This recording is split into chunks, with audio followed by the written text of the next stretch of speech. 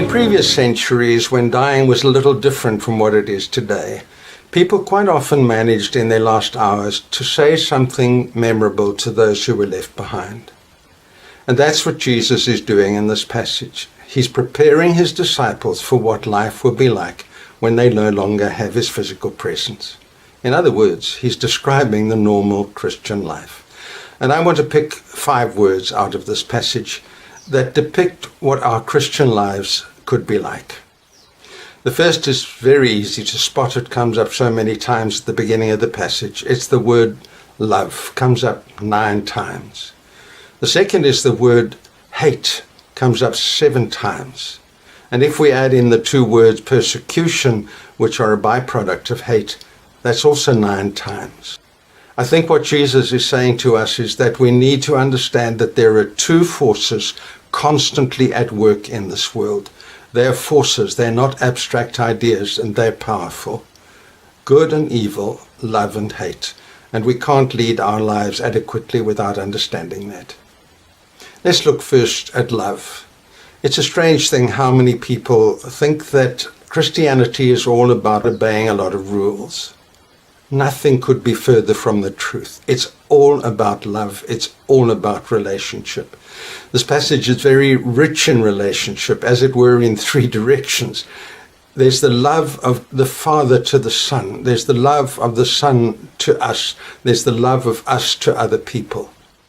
The most important thing in Jesus' life was the knowledge of his Father's love for him. Isn't it interesting that right at the beginning at his baptism, then right at the end, 2 days before his death, a voice came from heaven that said, "This is my Son, whom I love." That was how Jesus defined himself. That was how he gained his strength. And that's how it's meant to be between us and him. His love should define us and give us our strength.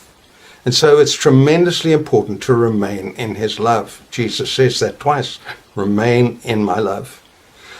I asked my Bible study group what they do to remain conscious of Jesus' love for them, and they gave, I suppose, fairly typical answers. They said, prayer, the scriptures, worship, communion, fellowship with other believers. And those are typical answers, but they're very good answers.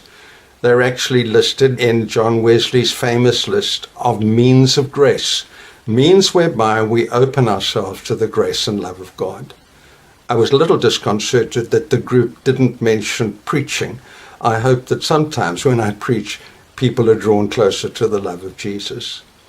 But what do we do when we just are not feeling the love of Jesus? Well, one idea is to look a little lower down Wesley's list. He adds in what he calls healthy living. I can't expect to feel the love of Jesus if I'm not living in a godly way. He will still love me, but I may not feel it.